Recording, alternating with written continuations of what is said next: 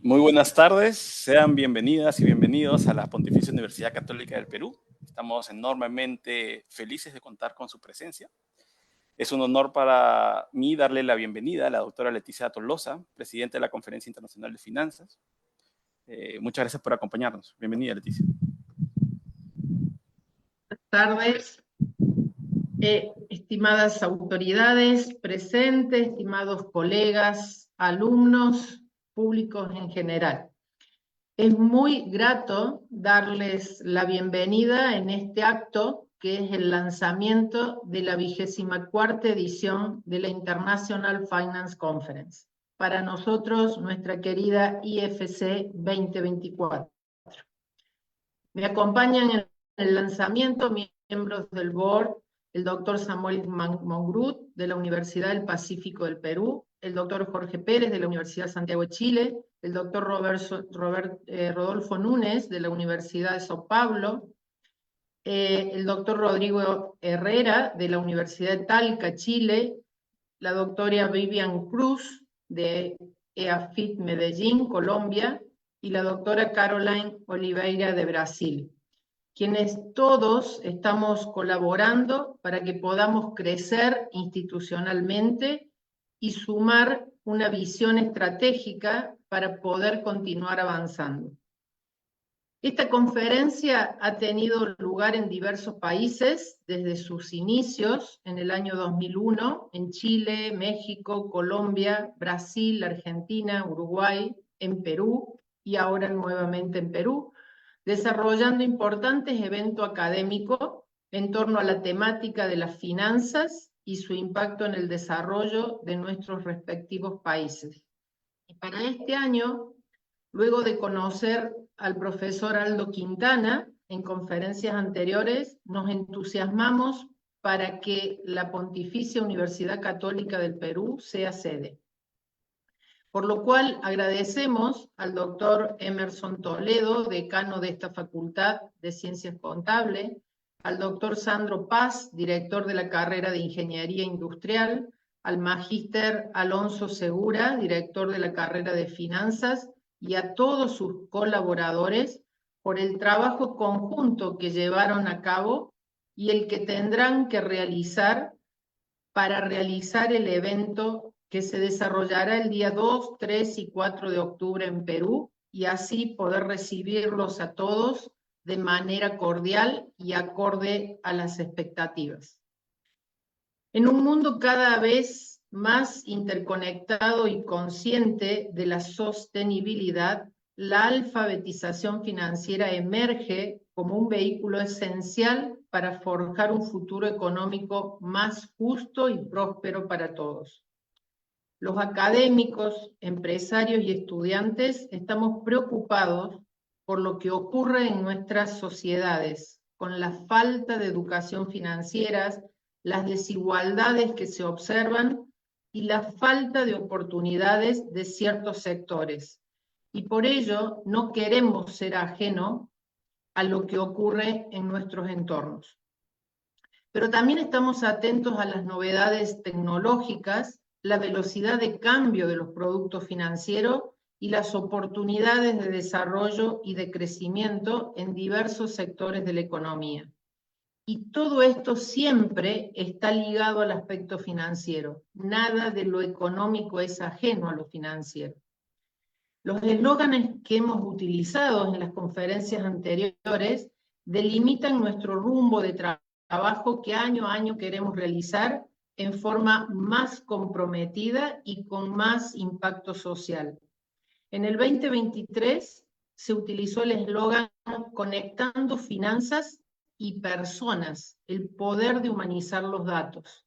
Y anteriormente utilizamos conceptos como finanzas sostenibles, la innovación y nuevas tecnologías en las finanzas, a la inclusión financiera y su impacto en el crecimiento económico, a la educación financiera para una sociedad comprometida y responsable, a los desafíos para una educación financiera sostenible, como para mencionar algunos. Este año 2024, el eslogan que hemos utilizado es significativo para esta realidad actual. Alfabetismo financiero y desarrollo sostenible, el nuevo paradigma. El nuevo paradigma que une el alfabetismo financiero y el desarrollo sostenible reconoce la interconexión entre las decisiones financieras y los impactos sociales y ambientales a largo plazo. Esto requiere una comprensión más profunda de cómo evaluar y gestionar los riesgos y oportunidades relacionadas con la sostenibilidad en todas las áreas de la actividad financiera. Por eso los objetivos de esta conferencia desde siempre fue, y lo venimos repitiendo año a año, es que se reúnan académicos, empresarios, ejecutivos y destacadas personalidades del área financiera para discutir y conocer las nuevas tendencias en la materia. Entre ellas es la de promover el desarrollo de la teoría y las prácticas en finanzas y representar un apoyo sólido en la construcción de la industria financiera en todos los países de la región. También intenta ser una instancia de reflexión, de intercambio de experiencias, de trabajos de investigaciones teóricos y empíricos, y sobre todo, que es muy importante, promover la formación de redes entre investigadores de diferentes regiones geográficas y del mundo. Agradecemos a quienes se sumaron hoy para escuchar la exposición del doctor Ajay Adhikari, quien nos hablará sobre sus investigaciones financieras en contabilidad y reporte de sostenibilidad. Al profesor, muchas gracias por su tiempo y por su aporte a esta conferencia. Al resto de los asistentes, muchas gracias por la asistencia, y a los anfitriones, nuestro más sincero agradecimiento por involucrarse con tan tamaña responsabilidad, que es que la conferencia en octubre sea un éxito. Y la verdad que sea, y queremos dejar una marca, como de desarrollo o de construcción regional de finanzas. Muchas gracias. Muchas gracias, estimada Leticia. Un cordial saludo para todos los presentes. Mi nombre es Emerson Toledo, decano de la Facultad de Ciencias Contables de la Pontificia Universidad Católica del Perú. Nuestra querida universidad tiene un legado de más de 106 años de excelencia académica y de un compromiso social. Estamos orgullosos de poder organizar esta edición número 24 del International Finance Conference, IFC, centrada en alfabetismo financiero y desarrollo sostenible, el nuevo paradigma. Nos honra ser anfitriones de este importante evento académico internacional, que promete ser un hito en el diálogo global sobre las finanzas y sostenibilidad. En este año, la IFC pone el foco en cómo el alfabetismo financiero puede ser una herramienta crucial para fomentar prácticas sostenibles esenciales para la protección del planeta y la equidad futura. Animamos a los académicos, investigadores, estudiantes y profesionales de las finanzas y contabilidad a unirse a nosotros para explorar las últimas innovaciones y estrategias que están definiendo el futuro de las finanzas en su papel hacia un mundo más sostenible. Además del enriquecimiento académico, invitamos a todos los participantes a experimentar la maravillosa vida cultural y gastronómica de Lima.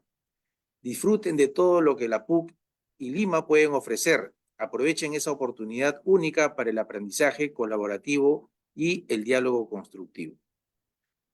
A continuación, tengo el placer de presentarles a nuestro ponente de hoy, Ajay Adhikari, profesor de contabilidad de la Escuela de Negocio de Kogod, American University, quien presentará un referente en sostenibilidad y contabilidad, quien compartirá valiosos conocimientos sobre lo que son los desarrollos en los informes de sostenibilidad. Dear Ajay, wherever you want, you can start your presentation. Thank you. Thank you very much. It's a pleasure. First, I would like to thank Dr. Tolosa, President of the International Finance Conference, and the organizers for inviting me. I'm greatly honored. I also want to thank all my friends at PUCP Lima. Good afternoon to all of you. I'm in Washington, D.C. but I rather be in Lima eating some ceviche. But the weather still is good in Washington, D.C. And so I'm an accounting professor, and I specialize in sustainability reporting. And today I want to talk a little bit about the fast developing and evolving landscape in sustainability reporting and the pressures that it is bringing to bear on different companies all around the world. And so I just want to give you an overall landscape of sustainability accounting. So I'll go through a slide deck. I don't know how we are going to have questions, but anybody wants to ask any questions, I just tell my, everybody just to jump in and interrupt me. I'm very much fine with that. So let me start sharing my screen, and then, I'll take you through.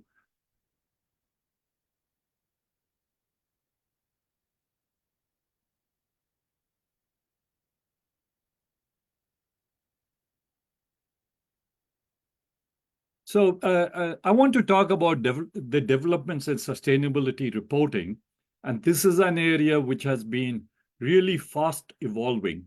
Just last week, we had a major piece rulemaking from the SEC in the US with respect to climate-related disclosures, which is very, very significant. So in the US especially, right now, this is top of the line in terms of topics being discussed in academia as well as in corporations because of this new rule that has come into bear. So there is clearly growing demand for sustainability reporting, and all of us are aware about that. So, and as Drucker said, what gets measured also gets managed. And now we are moving from a voluntary kind of landscape to a mandatory landscape because of the rules that are being promulgated in sustainability reporting all over the world. And so these developments which are taking, I'm going to speak a little bit about that, and also on the SEC climate disclosure rule, because that is top of mind for us in the US. And I'll speak briefly to sort of the challenges in sustainability reporting and in using sort of sustainability information. And then I'll close by some personal observations that I have. So from a finance standpoint, clearly, correct, we are seeing an explosion in sustainable funds or ESG funds. But it's interesting to see that most of the demand is actually being driven by Europe. And in Europe, there is very significant legislation in terms of trying to steer funding towards ESG goals. And as you can see, the major funds in terms of ESG funds have been in Europe. And we have seen there has been some kind of a backlash against ESG investing in the last 1 or 2 years. And you see there is a little bit of a tail off that is taking place in recent years. And especially in the US, where we have a very polarized climate in terms of sustainability investing, we are seeing that quite significantly. Needless to say, correct, and this is something from the CFA, which a finance audience would be familiar, more and more analysts are incorporating ESG data in their decision-making in terms of investing or credit decisions. So this is something which is really gaining traction, not only in the sort of the reporting and sort of the sustainability area, but also in the finance area. So now, of course, I'm an accountant. And so I think about the financial reporting system. And how do we think about a financial reporting system? What is a financial reporting system is basically just a performance measurement system. We are measuring some performance. And in this case, we are measuring and reporting on financial performance of economic entities. And these could be organizations, but we are focusing on corporations in this talk. Similarly, if you think about sustainability reporting, we can just fill in the blank And so a sustainability reporting system is a performance measurement system to measure and report on the sustainability performance of corporations. So it's quite a simple concept from that standpoint. But when we contrast the financial reporting system, which we are all familiar with sustainability reporting system, then we can see the challenges that we have. Now, when we talk about sustainability, generally, we are talking about the three pillars in environmental, social, and governance. And we have a lot of different sub-areas under each of these pillars. So you can see the scope of metrics and the scope of reporting is huge. And a lot of the topics under the ESG pillar do not lend to easy quantification. So in financial reporting, of course, quantification is key. We can measure things in terms of dollars and sols, pesos, euros, and so on and so forth. But in ESG, the measurement is one of the key challenges that we face. How do we measure these different areas like climate change, natural resources, pollution and waste, social governance issues, and so on and so forth? So just in terms of trying to lay the groundwork of sustainability reporting and contrasting it to financial reporting, which we are all familiar with. Of course, in financial reporting, the primary users are investors and creditors, or the capital markets. I mean, that's the thesis we take, especially in developed capital markets. But in sustainability reporting, we are targeting information to a broad set of users, stakeholders, not only the investors and creditors, but to communities, to customers, to governments, to NGOs, to society at large. So this range of stakeholders is quite wide. The scope, we are capturing business activities in financial reporting. In sustainability reporting, we are not only capturing business activities, but all the ESG activities and the sustainability impacts as a result of the activities of the firm. So the scope is much more wider than what we capture in financial reporting. In terms of measurement unit, is fairly straightforward in financial reporting. We use the monetary unit, the dollar, sols, pesos, or euro, in order to capture information. But in sustainability reporting, because of the scope and the diverse areas that we cover, we have many different measurement units. So, for example, for emissions, we are capturing carbon dioxide equivalent in tons. For water, we are using water withdrawal to revenue kind of targets. For some social measures, we might be using the percentage of women in the workforce, and so on and so forth. So many different kind of measurement units are involved in sustainability reporting, which adds to the complexity of this area. Financial reporting data is largely quantitative. In sustainability reporting, we have a lot of qualitative data besides quantitative data. And the quantitative data may be in so many different measurement units. In terms of time horizon, generally in financial reporting, the time horizon is fairly short. So we generally look at a one-year lens when we are capturing financial performance of companies. But of course, the sustainability impacts can be quite long-term. So we are looking at both short, medium, and long-term. And so that creates a lot of uncertainties and assumptions that we have to make when we are doing sustainability reporting. In terms of standards, the standards for financial reporting are well developed. We have been doing it for a long time. So in the US, we have US GAAP, and in the rest of the world, we have IFRS. So everybody is following those standards. And so there is a lot of comparability and consistency in the data that we see. In sustainability reporting, although we are seeing some convergence, just now the field is wide open. There are a lot of voluntary sustainability reporting frameworks, and now we are seeing a push towards mandatory sustainability reporting. And so comparability and consistency in data is not there. So decision usefulness of data is a little bit weak in the sustainability reporting space. So when we think of a reporting system, correct?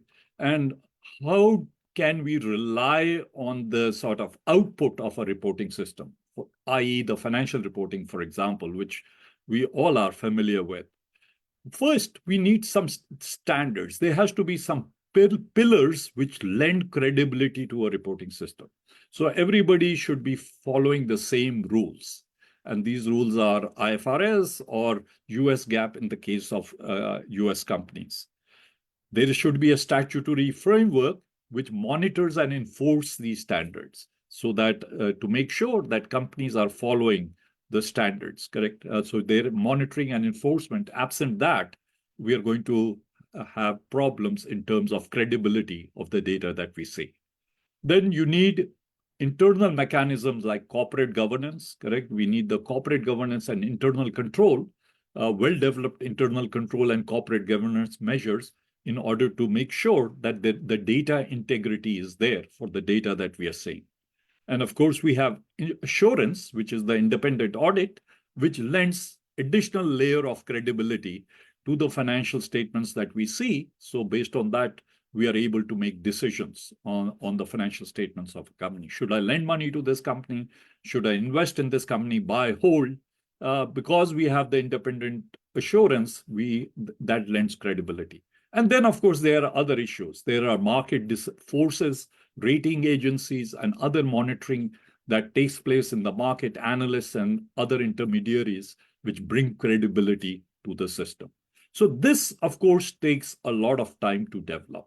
And my thesis here is basically that is what we have a problem in sustainability reporting because it is such a new evolving area. So there is a credibility gap in sustainability reporting. So the pillars on which sustainability reporting currently rests are very weak.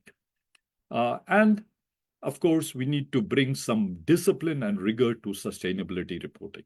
And so right now, the sustainability reports that you see in for different companies, one cannot put sufficient amount of reliance and credibility on them in order to make major investing and financing decisions because of the credibility gap in sustainability reporting. So how is this being addressed? So first issue is sustainability standards. There are many different standards that are out there, and different companies are picking and choosing what standards they want to use in order to report on their sustainability metrics. So at the broad level, we have the UN Sustainable Development Goals. A lot of companies align their sustainability reporting to the SDGs. Then you have these voluntary sustainability standards. GRI is, of course, the voluntary framework which the majority of companies are using currently in the world. Then you have the sustainability accounting standards, which are developed in the US and which are industry specific. The Integrated Reporting Council is there. And then you have a lot of area-specific standards. The Climate Disclosure Standards Board, the Task Force, TCFD, which is very influential on climate disclosure, and most recently, the TNFD. So there are many different sustainability frameworks out there, and oftentimes not aligned with each other. And so companies cherry pick which standards they have to use, which means that it is very difficult to compare across companies or even have consistent data for the company from year to year. So that is a major challenge.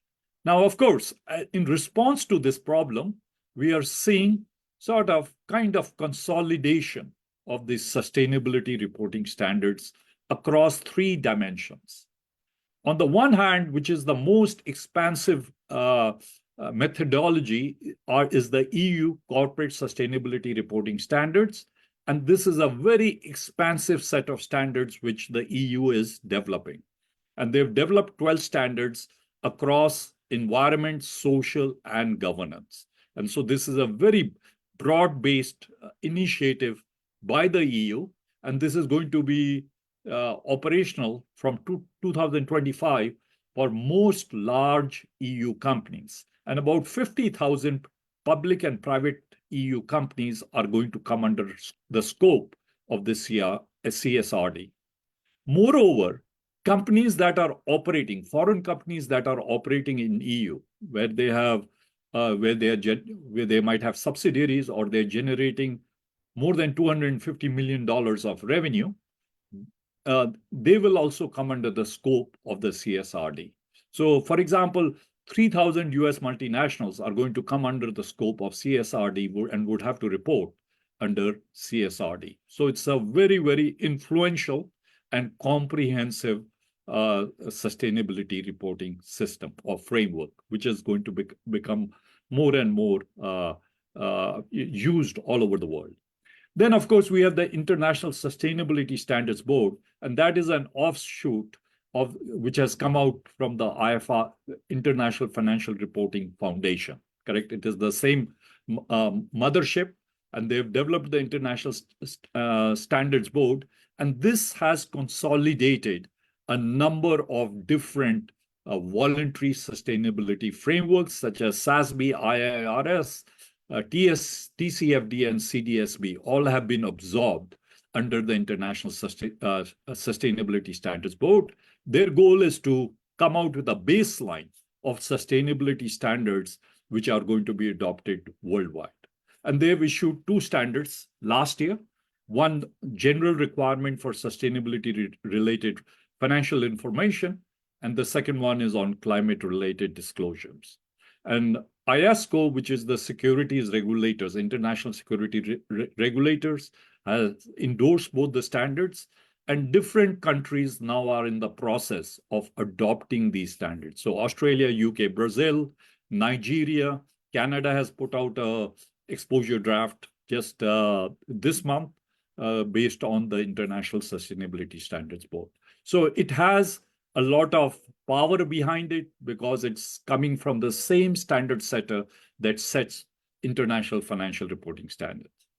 In the US, of course, we just March 6, 2024, so just last week when Professor Toledo called me to talk about this, the SEC climate rule has come out. And this actually was initially proposed in March 2022, but took 2 years for it to be passed by a 3-2 vote. So it was a very contentious vote in terms of SEC commissioner. So very polarized political atmosphere in the US. So 3 Democrats voted for it and 2 Republicans voted against it. Correct? These are the SEC commissioners. And this climate rule proposal elicited 4,500 unique comment letters. If I compare it to the ISSB, IFRS S1 and S2, the total number of comment letters for both of them were 700.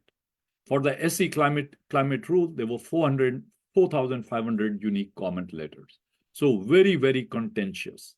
And of course, we have also had a climate disclosure law come into place in California. Now, both the SEC rule and the climate disclosure rule is being challenged in court. So as soon as the rule came out last week, 10 states in the US filed a court challenge against the SEC climate rule. So it's going to be in the courts for some time. So I think before, it is important to understand what is the difference. I don't want to go into the granular, but it's sort of the difference between the EU sort of approach to sustainability versus the international and SEC approach to sustainability is quite different. And so I just want to spend 1 minute talking about it. And so this really goes down to the notion of materiality. And so when we are thinking about financial reporting, so the notion that we ascribe to is financial materiality.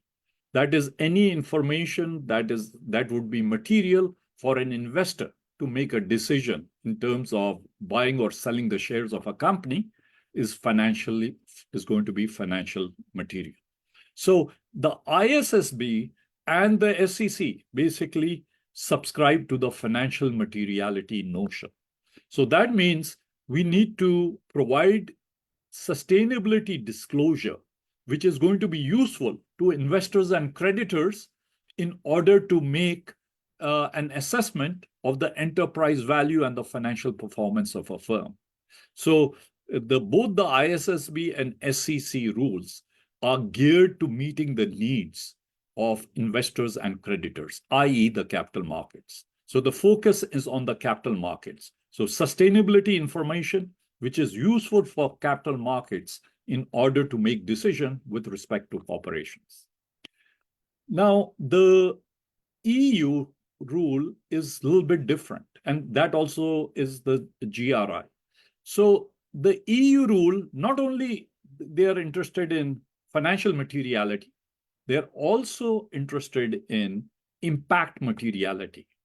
So what is the impact that the business activities of a company is making on the environment, on society, on the people, on planet? So it is basically an inside-out orientation.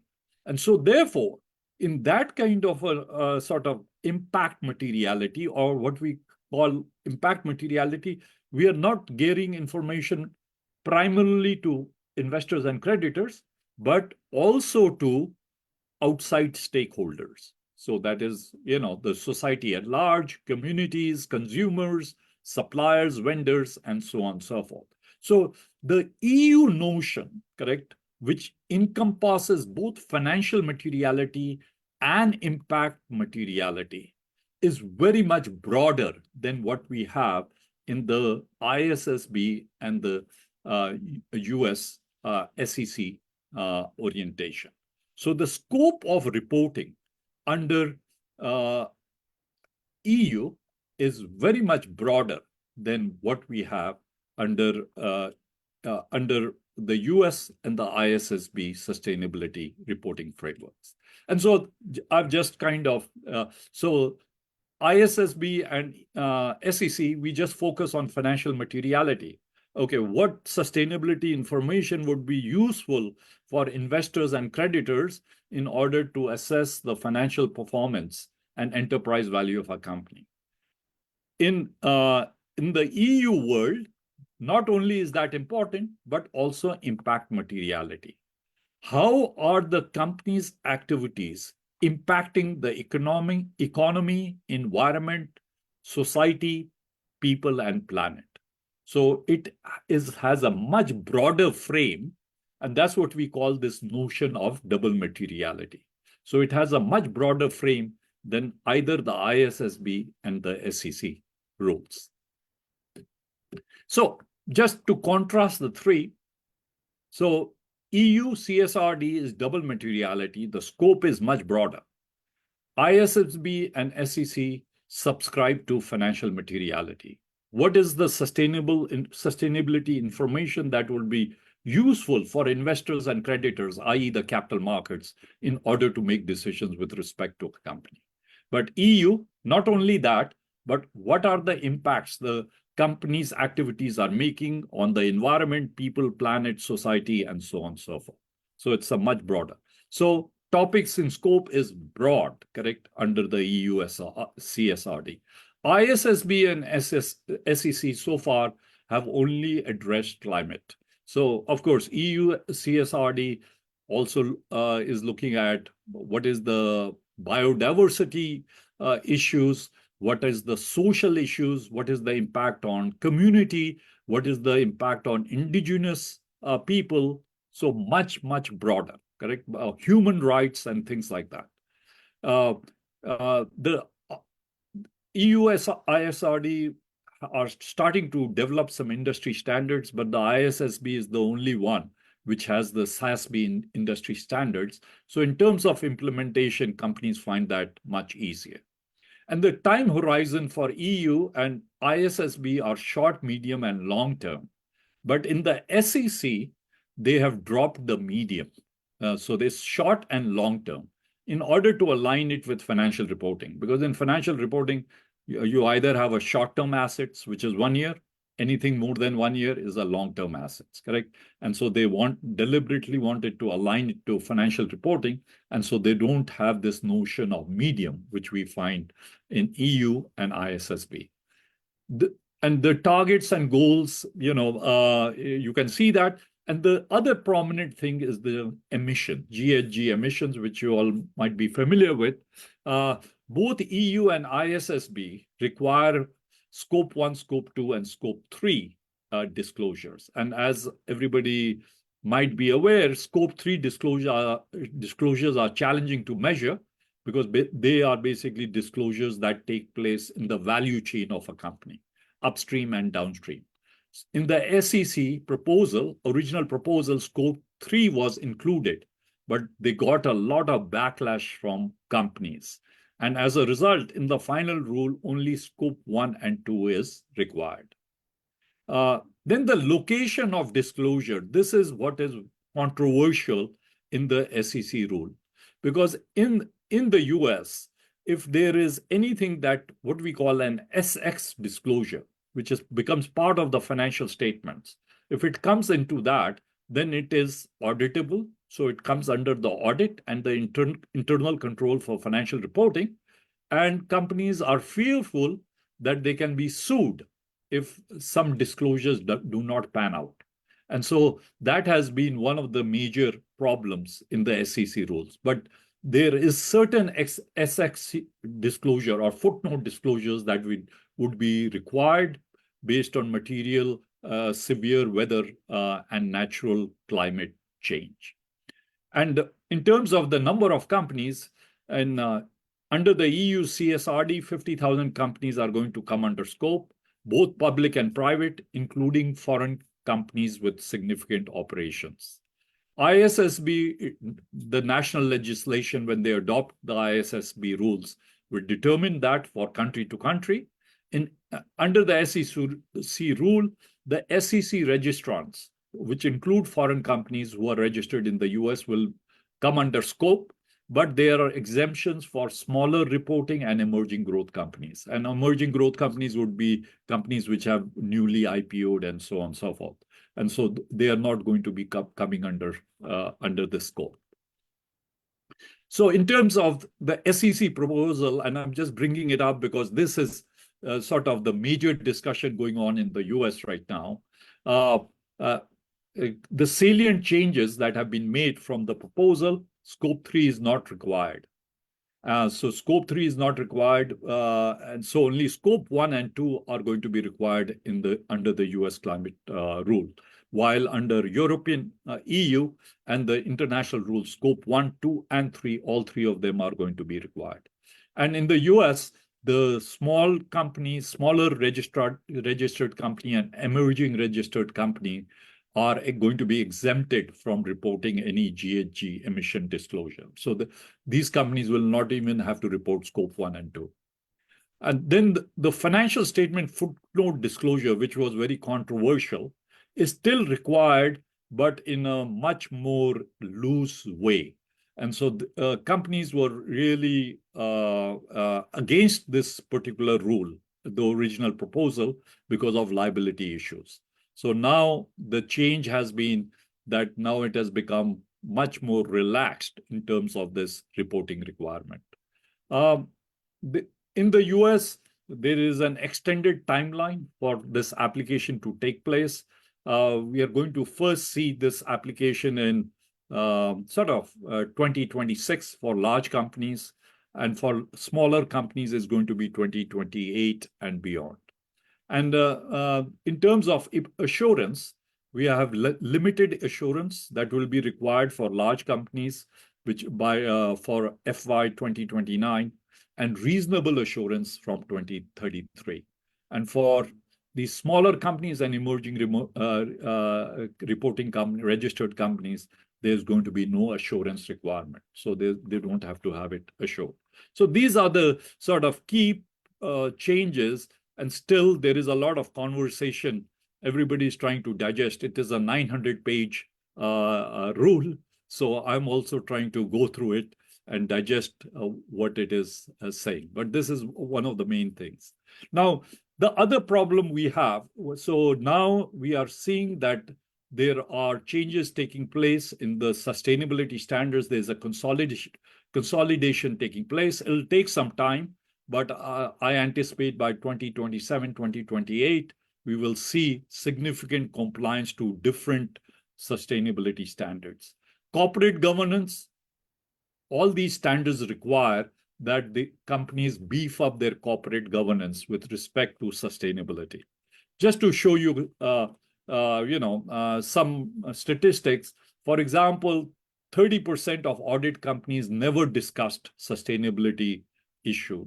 And very few companies, the board of directors regularly discuss sustainability issues. It comes up. But now these standards are going to require that the board of directors have a committee that focuses on sustainability issues. So this has to be strengthened. And the same thing you see in internal control. And these are internal control for different type of sustainability metrics. And you can see the level of internal control generally for companies is very, very low. And so internal control is quite essential if we are going to have data integrity, correct? And so, for financial reporting, we also have internal control attestation. And so this is something which companies are starting to scramble in order to develop internal control procedures related to capturing and measuring sustainability information. Then assurance, I've talked about one key feature of having a credible reporting system is that it should be independently assured. And again, if you look at some data, majority of the companies do have, 61% of the company have no assurance on their sustainability reports. And only 3% have full assurance, and the rest is very, very limited assurance. And so if you don't have insurance, then independent assurance, then it is very difficult to put credibility on the reports. And that's why we have these issues with greenwashing and so on and so forth. And so each of these frameworks are trying to now have assurance as part of the sustainability report. So the EU framework is requiring limited assurance, which is to transit to reasonable assurance.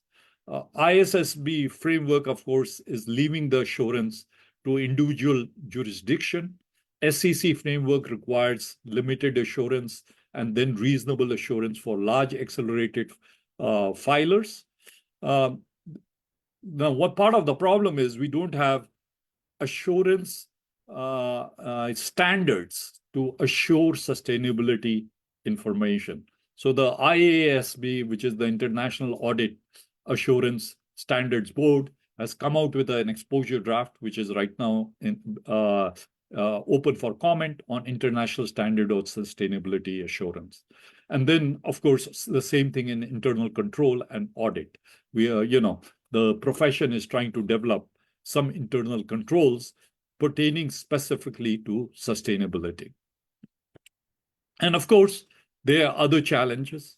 I talk regularly to companies and chief sustainability officers.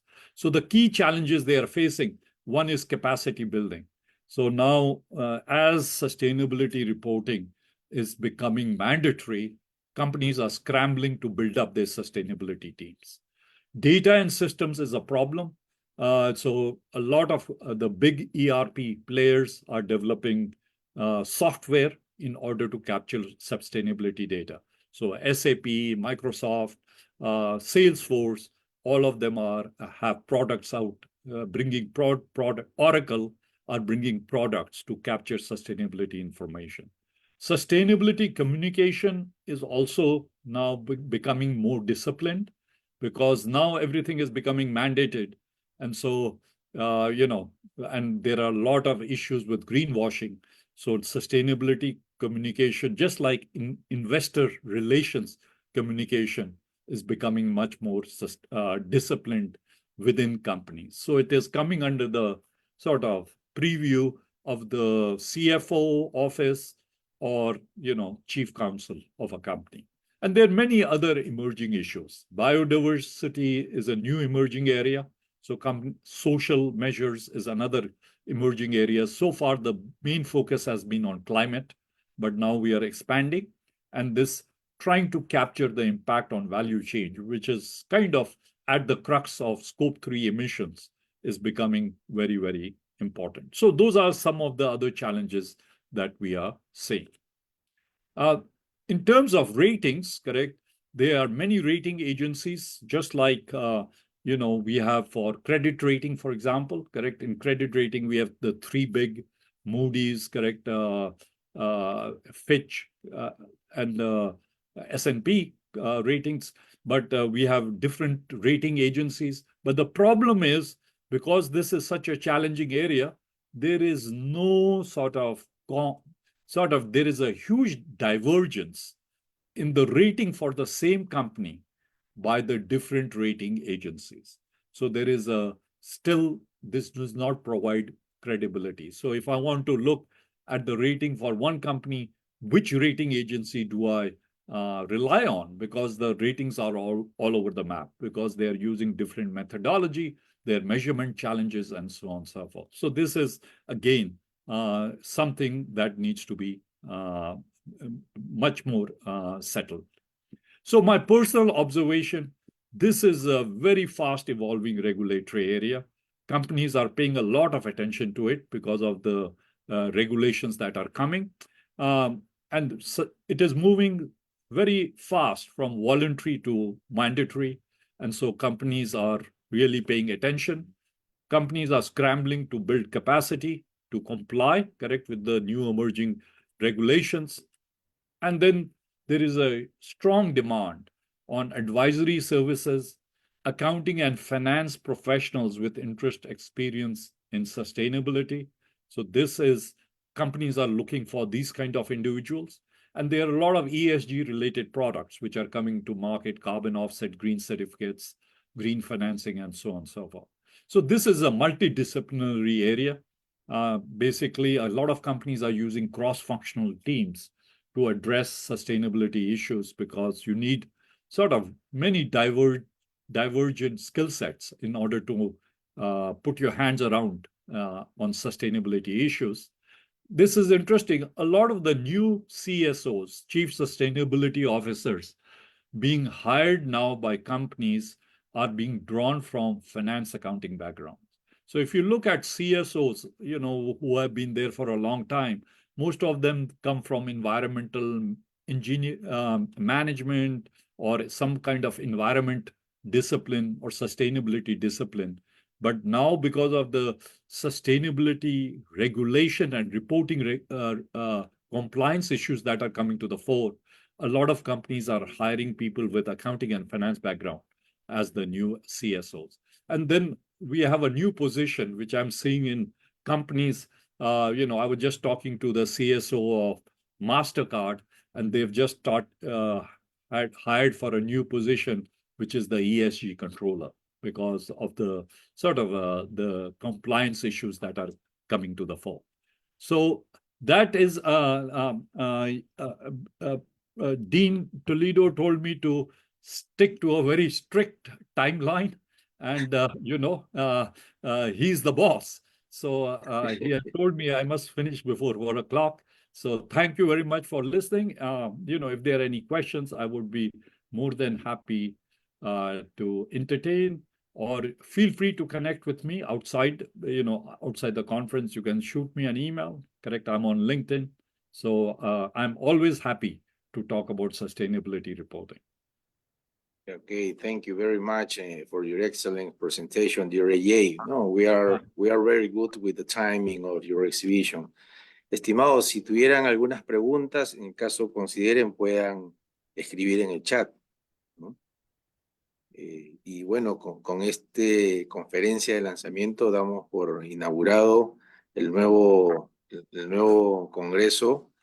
Siempre los esperamos en Lima, ¿no? El 2, 3 y 4 de octubre. Con sus, ¿no? Leticia, si tuvieras de repente algunas palabras de cierre.